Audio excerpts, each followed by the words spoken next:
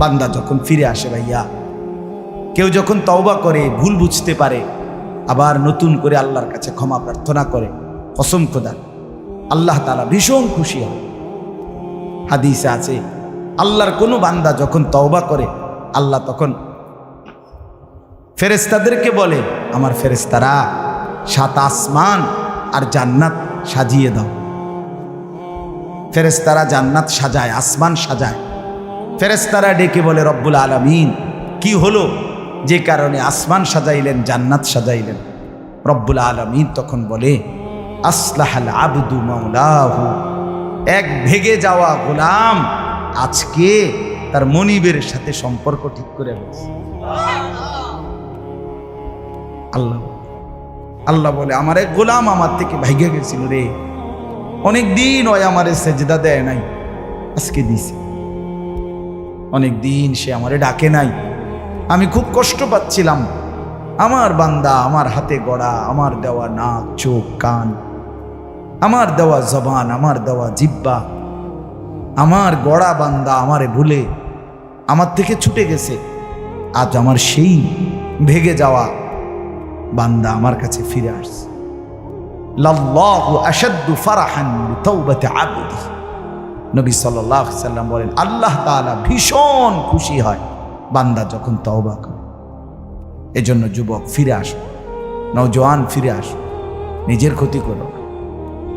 আমি প্রত্যেক দিন বলি ভাইয়া, তুমি মরে গেলে হ্যাঁ পৃথিবীর কিচ্ছু আসবে। এই বন্ধুরা ধোকা ধোকা, একটা ফোলা ফাইন, তুমি মরলে খানা বন্ধ করতো না, কসম খোদা। তুমি লিখ কেন, তোমার একটা ফ্রেন্ড এক লগে যেটি বইয়ে বইয়ে বিড়ি খায়, তোমার লগে গাঞ্জা খায়, ফুটটা খায়, বাবা খায়, মদখোর, গাঁজাখোর, একসাথে বইয়া উলঙ্গ ছবি দেখো। ওই জানোয়াররে জিজ্ঞেস করো বলে, আমি মরলে আমার ঠ্যাংটা ভাঙলে তুই এক বেলা খানা বন্ধ রাখবি? কথা বুঝেন নাই? ধোকা ধোকা, এগুলো ধোকা। ওরা কেউ থামবে না। আরে আপন বাপ মরলে যেই সন্তানরা দিনের বেলা দাফন কাফন করছে, তারা কি সেই সন্তানরা, আপন সন্তানরা রাতের বেলা ভাত খায় না? কথা বলেন না কেন? পাশের ঘর থেকে খানা রান্দাইয়ে আরো বেশি খায়, আরো একটু গোস্ত লাও, যেই কান্দাটা তুমি কাঁদছো আজগা কি ভাইয়া? তাইলে তাহলে আপন বাপ, তারপরেও তো সন্তান খানা খাইতেছে, তোমার লেগে কাঁদবে কে? এর জন্য পৃথিবী আমাদের কারো জন্য থামবে না ভাইয়া, থামবে না। সামনের গাড়ি অ্যাক্সিডেন্ট করে, পেছনের গাড়ি অপেক্ষা করে না, পাশ কাইটা কাইটা চলে যায়। জ্যাম বাজ্যা গেলে আরো চিৎকার শুরু করে, আরে লোক মরে গেছে, আরে মরলে মরুক বেটা, রাস্তা ক্লিয়ার করতে কও। ঠিক কিনা বলেন না কেন? ধরে বেটা বেটা কেডা মরছে না মরছে বেটা, এর লেগে বুঝি মানুষের রাস্তা আটকায় রেখে, মানে এই যুক্তি দেখা। তাহলে কেডা মরছে না মরছে মানে তোর মতো এক মানুষ মরছে। ঠিক কিনা বলেন না? তোর মতো এক সুস্থ সবল মানুষ মরছে বেটা, যে একটু আগে হাত নাড়তো, পা নাড়তো, সেই মানুষটা এখন রক্তে ভাসতেছে বেটা। পাত্তাও নাই, কিসের সময় কাম, কার হাতে সময়? সবাই মেশিনের মতো, যন্ত্রের মতো দৌড়াইতেছে।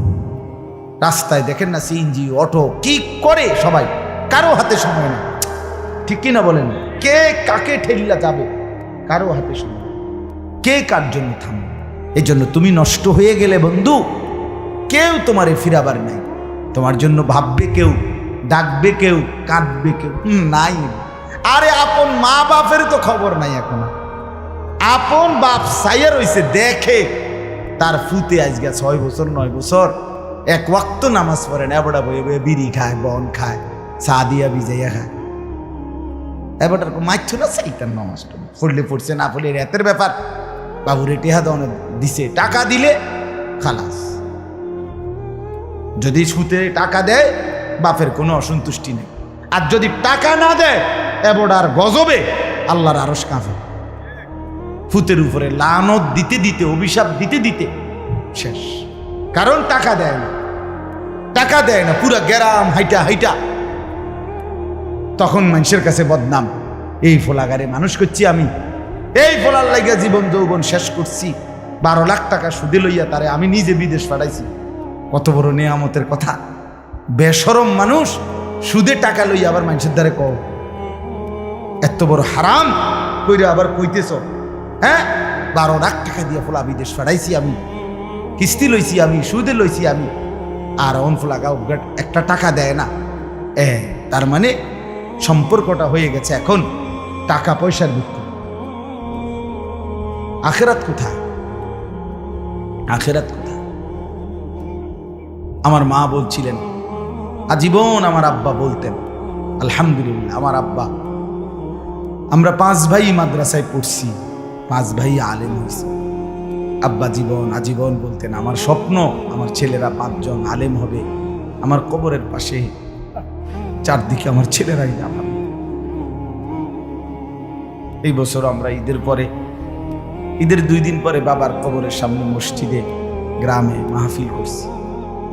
আমি বয়ান করছি, আমার বড় ভাই বয়ান করছে, আমার ছোট ভাই বয়ান করছে। আমার আব্বার আমরা 5 ভাই 3 বোন, আমাদের ছেলে মেয়ে মিলে আর আমার মা বাইচা আছে, আমরা মোট 45 জন। আমার বাবার বংশ, মা সহ, মা ছাড়া 44 জন, মা একজন 45 জন, একের গুণা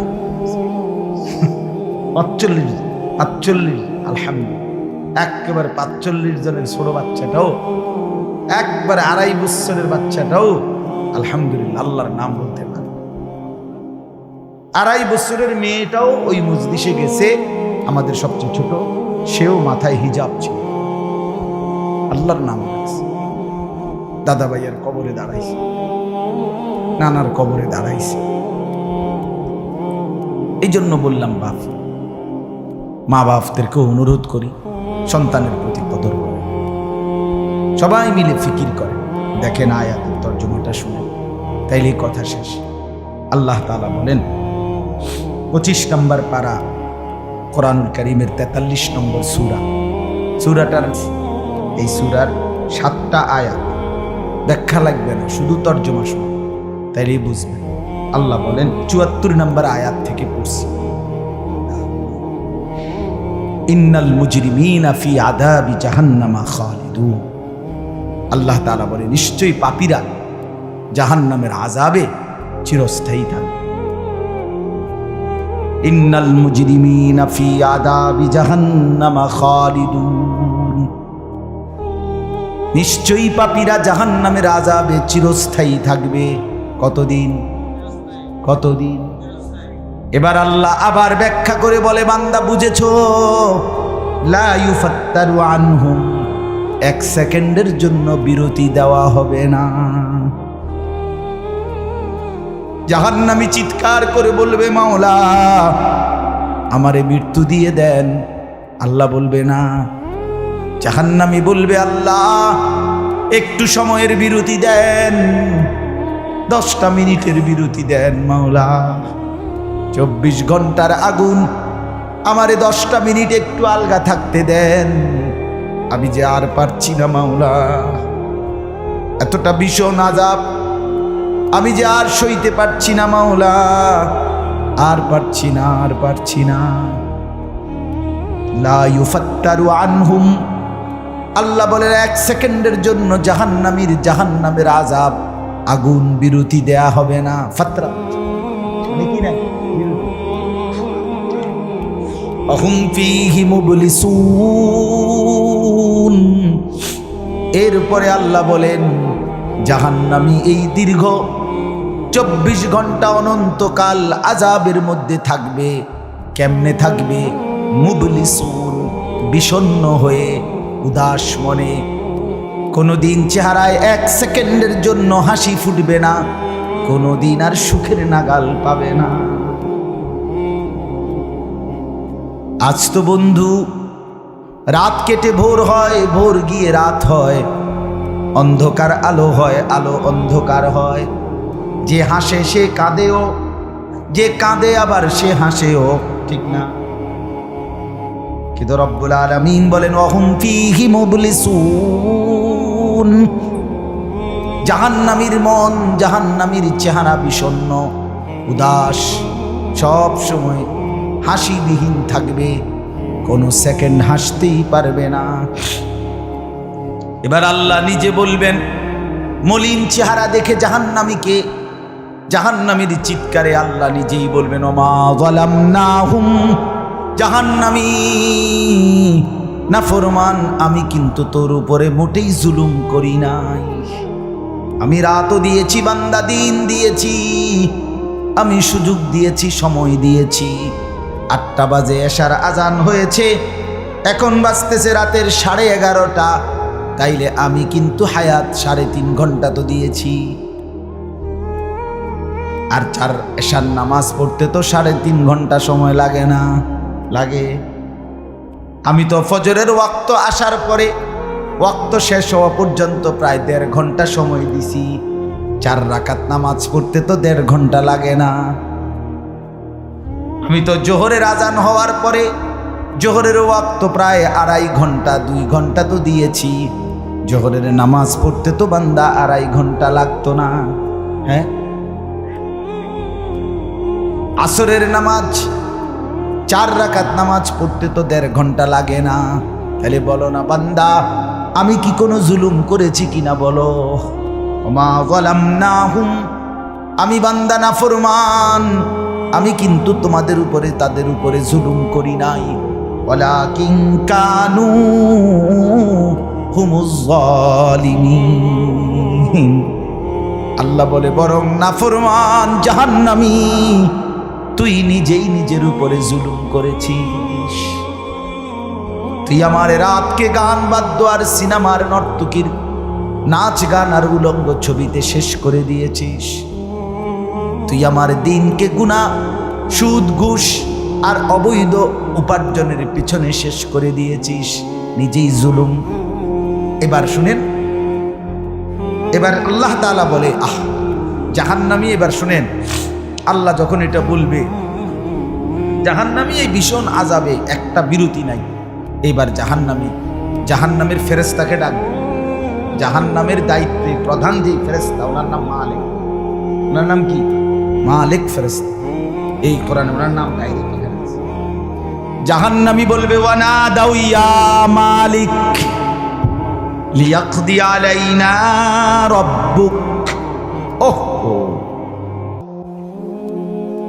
আল্লাহ বলে জাহান্নামীরা, জাহান্নামের ফেরেশতা মালিককে ডাক দিবে, ইয়া মালিক, হে মালিক শোনো না।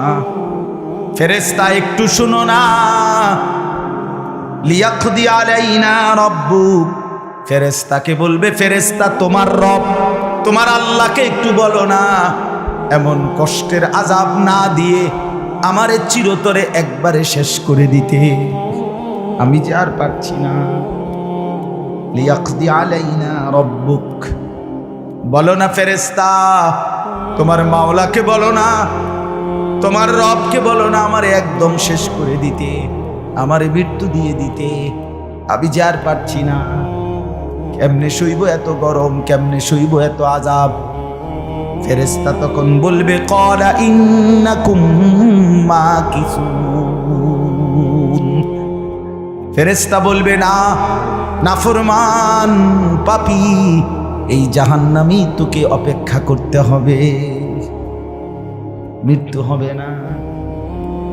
আল্লাহ বলবেন লাকাদ জিনাকুম বিল হক, আমি তো বান্দা সত্যের বাণী, সঠিক বাণী বারবার তোমার কাছে নিয়ে এসেছিলাম।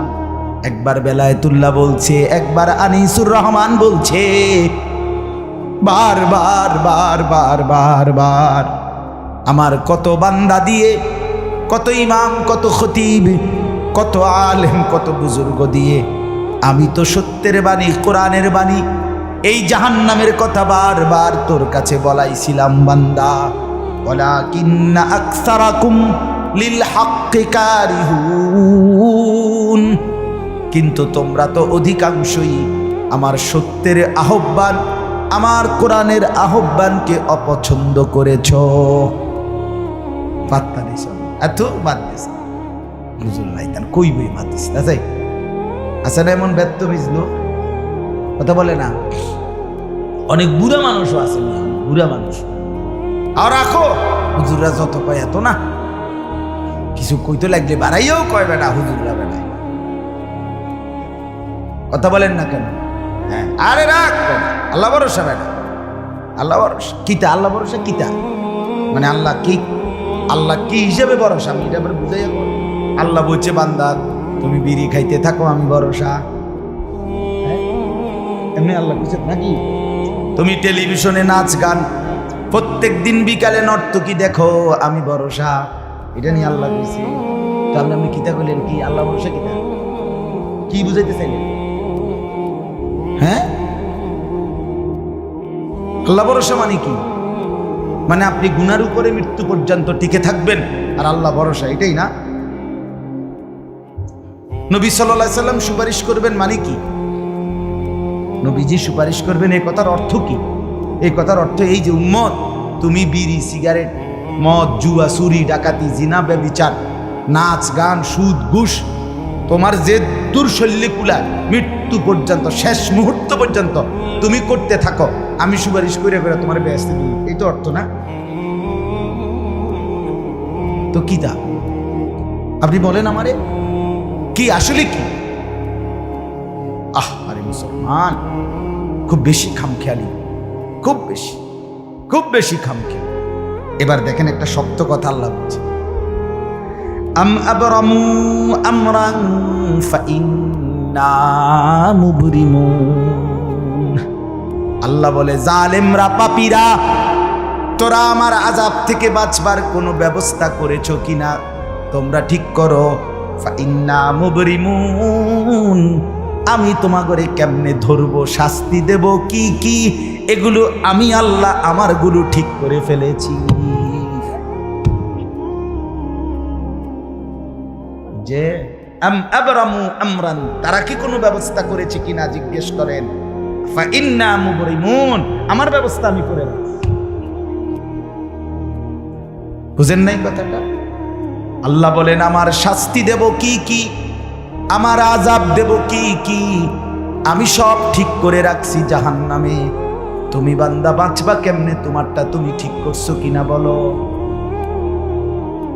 এবার শেষ আয়াত, আম ইয়াহসাবুনা আন্না লা নাসমাউ সিররাহুম ওয়া নাজওয়াহুম। আল্লাহ বলে নাফরমান পাপীরা জালেমরা দুশমনরা মনে করে আমি তাদের গোপন কথা অন্ধকারের গোপন পরামর্শ একেবারে চুপচাপ নিরিবিলি কথাগুলো আমি শুনতে পাই না।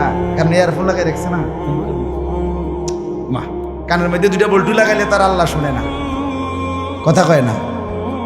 হ্যাঁ, আল্লাহ জিজ্ঞেস করছে তুমি এই ভাবছো না তুমি যে কানের মধ্যে গান শুনবার টাইমে ইয়ারফোনের বল্টু লাগাইয়া রাখো, তুমি মনে করছো না ফরমান মাইনসে না শুনে না, তো মাইনসে যখন শুনে না আমিও শুনি না নাকি? জবাব দেন ওই যুবক, বলো না মিয়া। মাটির নিচে কিংবা অন্ধকারে অথবা একাকী কোনো গোপন জায়গায় তুমি যেই অসভ্যতা করছো, যেই ভিন নারীর সাথে কথা বলছো, বন্ধুদের অসভ্য আড্ডা দিচ্ছ, তুমি মনে করছো গ্রামের কেউ দেখে না, গ্রামের কেউ জানে না। আল্লাহ বলে তাহলে তুমি কি এই ভেবেছ যে আমি আল্লাহও জানি না? বালা, হ্যাঁ, আল্লাহ বলেন আমি জানি, আমি শুনি, আমি দেখি। আর অরসুলুনা লাদাইহিম ইয়াকতুবুন, আমার পক্ষ থেকে মনোনীত ফেরেশতা ডান কাঁধে বাম কাঁধে তারা কিন্তু সাথে সাথে 24 ঘন্টা ইয়াকতুবুন লিখতেছে লিখতেছে লিখতেছে লিখতেছে কি না বলেন? ডান কাদের আর বাম কাদের ফেরেশতাকে তুমি তোমার থেকে আড়াল করবা কেমনে? বলেন না কেন? কেমনে আড়াল করবে? সুযোগ আছে কারো? আল্লাহ আমাদেরকে বুঝ দান করেন। অতএব বাপ, জাহান্নামীর আত্মচিৎকার শুনলেন আপনি, জাহান্নামী আল্লাহকে ডাকবে, জাহান্নামী ফেরেশতাকে ডাকবে, জাহান্নামী একটু আযাবের হালকা করতে চাইবে, জাহান্নামী মৃত্যু কামনা করবে, জাহান্নামী কতভাবে যে বাঁচতে চাইবে, কিন্তু কসম আল্লাহ বাঁচতে পারবে। এজন্য দয়া করে রাত গভীরে মেহেরবানি করে চলেন প্রত্যেকে ইনশাআল্লাহ। সিদ্ধান্ত শেষ পর্যন্ত যে কয়জন যুবক টিকে রইলা, বসে রইলা, ভাইয়া তোমাদের কাছে অনুরোধ, আজকের থেকেই বদলাও ভাইয়া। আগামী দিনে মুসলমানের জন্য, ইসলামের জন্য খুব বেশি যুবকের দরকার। তোমরা তখন কি হবে? এজন্য আল্লাহকে নারাজ না, আল্লাহকে নারাজ না, দয়া করে ফিরতে চাই, আমরা ফেরাইতে চাই, নিয়ত করি ইনশাআল্লাহ। ঠিক আছে না? ইনশাআল্লাহ নতুন করে ভাবো, সবাই একসাথে ভাবা পারবা না। যেই যুবকদের ফিকির আছে, বুঝ আছে, দিমাগ আছে, তুমি নামাজ পড়ো, ইনশাআল্লাহ ভালো হবে। মোবাইল প্রয়োজনে ব্যবহার করো, যার যেটুকু প্রয়োজন এটুকুই। শুধু শুধু নারীর ছবি, নাচ, গান, অস্থির দৃশ্য কোনো দরকার নাই। আর হিম্মত করে নামাজ, মরি বাসি, এত বেজ্জুতি কথা শোনার চাইতে, এত কষ্টের চাইতে, পরকালের অশান্তির চাইতে নামাজ পড়বো আমরা। দেখবেন ছেলেরা তোমরাও হিম্মত করে শুরু করলে 5 ওয়াক্ত নামাজ ওষুধের মতোই মনে করো না, বিষ ওষুধ, তিতা ওষুধের মতো। দেখবে একটা মাস যদি কেউ একটু জন্মা যে মরি বাসি নামাজ পড়মুই, কসম একসময় এটা মজাদার হয়ে যায়। সেজদা দিলে খুব মজা হয়। সেজদা দিলে বান্দা আল্লাহ পিঠে মাথায় আদর করে হাত বুলায় দেয়, খুব আদর করে। আল্লাহ খুশি, বান্দাকে কোলে তুলে নেয় আদর করে। এই জন্য আমরা দয়া করে ইনশাআল্লাহ নামাজ পড়ি। পর্দার আড়ালের মা বোন যারা আছেন, মা আপনি যদি বেপর্দা হন, আপনিও শেষ হইলেন, এলাকার ছেলেগুলোকেও নষ্ট করলেন। একজন বেপর্দা নারী শুধু নিজে গুনাহগার, সে অসংখ্য মানুষকে পাপে অংশগ্রহণ করায়। এই জন্য একজন বেপর্দা নারী সে সরাসরি জাহান্নামের ফেরিওয়ালা। সে কিসের ফেরিওয়ালা? জাহান্নামের ফেরিওয়ালা। সে জাহান্নামের ফেরিওয়ালা, আগুনের ফেরিওয়ালা। কারণ সে তো তার রূপ যৌবন দেখাইতেছে, ফেরিওয়ালার মতো পিছনে পিছনে ডাকতেছে অসংখ্য যুবককে, দেখো আমাকে, বরবাদ করো নিজেকে, বরবাদ করো নিজের চরিত্র, বরবাদ করো নিজের কবর, বরবাদ করো নিজের আখিরাত। বলে সে গুনাহের ফেরিওয়ালা, সে জাহান্নামের ফেরিওয়ালা, সে অসভ্যতার ফেরিওয়ালা। এই জন্য একটি সমাজের মধ্যে সবচেয়ে নিকৃষ্ট বেপর্দা না, বেপর্দা না। আল্লাহ তাআলা আমাদের মা বোনদেরকেও হেফাজত। আজকের মাহফিল যে যুবকরা সাজাইছে, আল্লাহ তাআলা সমস্ত নওজওয়ানদেরকে কবুল করে।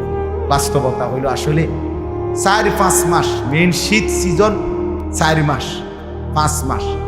এখন 5 মাসে যদি 30 দিন করে হয় তাহলে হইল 150 দিন। যদি প্রতিদিন 2টা করে মাহফিল দিতে হয়, দেওয়া যায়, তাহলে 300 মাহফিল মনে করেন। এখন মাহফিলের কাগজ আমার গাড়িতে এখনো আছে, মনে মনে কমপক্ষে 1,500-2,000 এটি আমরা ফরে রয়েছে কাগজ, এরকম ব্যাগ ভরা এতটি কাগজ। আর আমি কি করতে পারি? কেমনে দাও, কিভাবে দাও? আচ্ছা, সারা বাংলাদেশ তো নবীনগরকেই বলে, ঠিক না? বাংলাদেশ মানে তো নবীনগর। আপনি বলেন সারা দেশ থেকে এই মাহফিল নিয়ে কাবজাব, কত মানুষের আবেদন, অনুরোধ, কাকুতি মিনতি। এরপরও আমাদের এই মুফতি বেলায়েতুল্লাহ সাহেব এবং আমাদের এই নবীনগর এসআর মসজিদের ইমাম মকবুল ভাই, মৌলানা মকবুল সাহেব, এরা সবচেয়ে বেশি মাহফিলে, কম না আলহামদুলিল্লাহ। আমি চেষ্টা করছি, ওনাদেরকে অনেকগুলো মাহফিল দিচ্ছি, আরও দেওয়ার ফিকির আছে, কিন্তু আসলে সময় একদমই অল্প, মূলত খুব বেশি ডেট নাই, কুলাম যায়।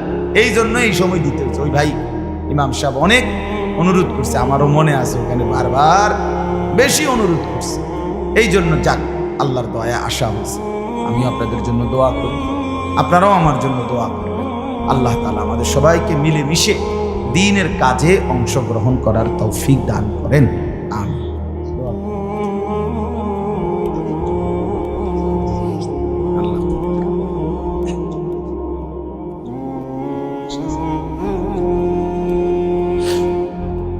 অনেক কষ্ট করে প্রবাসী যে বিদেশি ছেলেরা, আমি নিজ চোখে দেখি।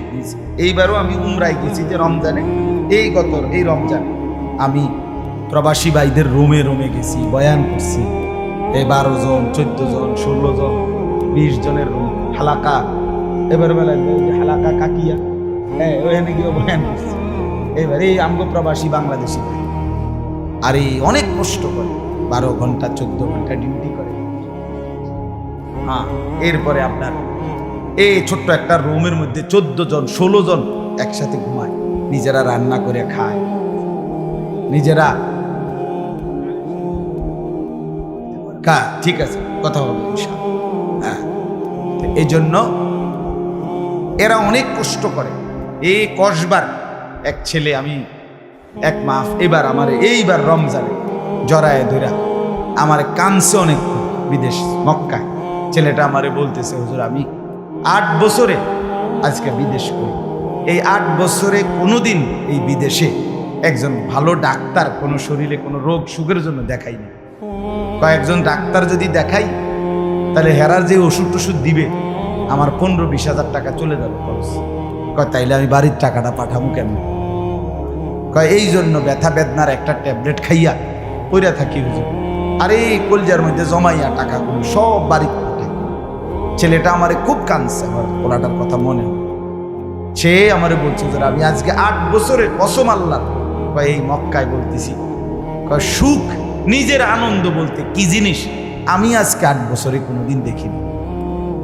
সবটা দিয়ে দিছি পরিবারের জন্য, মানে বাড়িতে, শুধু কোনো রকম মানবেতর, কোনো রকম মানে কোনো রকম জিন্দিগিটা কাটাই, বিদেশে পড়ে আসি আমি।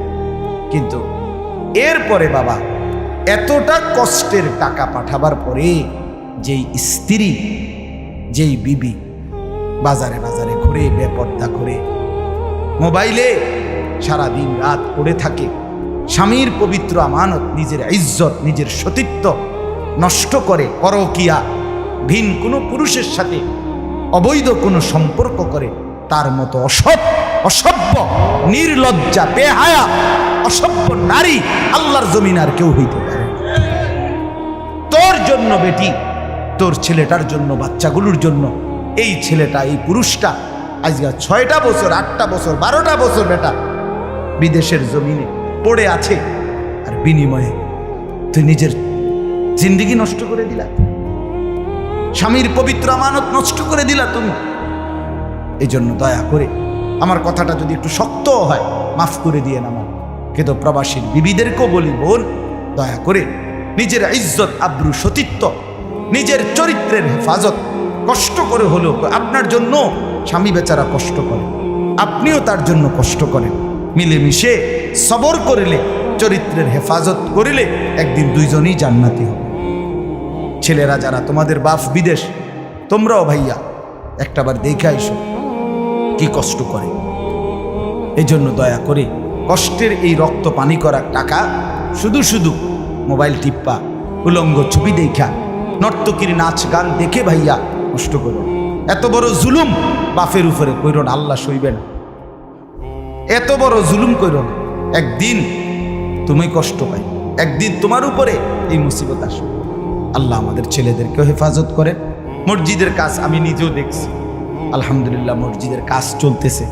দয়া করে সবাই মিলে মসজিদের দিল খুলে দান করবেন। মনে রাখবেন হাদিসের মধ্যে আছে, আল্লাহ নবী সাল্লাল্লাহু আলাইহি সাল্লাম বলছেন, ইসরাফিল যখন ফু দিবে কিয়ামতের দিন সব কিছু ধ্বংস হবে, হবে কি না? কথা বলেন না। ইল্লাল মাসাজিদ, নবীজি বলছে মসজিদ ব্যতীত। ইসরাফিল ফু দিলে আসমান জমিন চন্দ্র সূর্য ঘর বাড়ি দালান বিল্ডিং পাহাড় নদী সব চুরমার হয়ে যাবে, মসজিদ ভাঙবে না। বোতলে মসজিদ কি হবে? এক মসজিদ আর এক মসজিদের সাথে লাগবে, মিশবে আর কি, মিশা সব মসজিদ কাবা ঘরের সাথে মিলবে, একসাথে আল্লাহর ঘর কাবা সহ একসাথে সবগুলো জান্নাতে চলে যাবে। এরপরে এই জন্য মসজিদের দান যে করলেন, আপনি মসজিদে টাকা পয়সা দান করলেন, যে এই মসজিদটা আপনি বেশ দিকে দেখবেন, আর এই যে আমরা গ্রামে মসজিদ বুঝেন না, এই জন্য মসজিদের দান শেষ হয় না। মসজিদের দান কি হয় না, শেষ হবে না। আপনি দিয়ে যাবেন, এ আগে দিছেন আবার দিবেন, সামনেও দিবেন, ঠিক আছে ইনশাআল্লাহ। সবাই সহযোগিতা করেন। ভবিষ্যতেও ছেলেরা তোমরা নিজেদের এই মাহফিল আন্তরিকতার সাথে মিলেমিশে চালু রাখো, চেষ্টা করবা। আমরাও যদি কখনো আবার সুযোগ পাই আসার চেষ্টা করবে। আরও ওলামায়ে কেরাম বেলায়েত ভাইয়ের সাথে কথা বললে ফিকির করে দেবে, ইনশাআল্লাহ চেষ্টা করবে। আল্লাহ তাআলা সবাইকে কবুল। আলহামদুলিল্লাহ।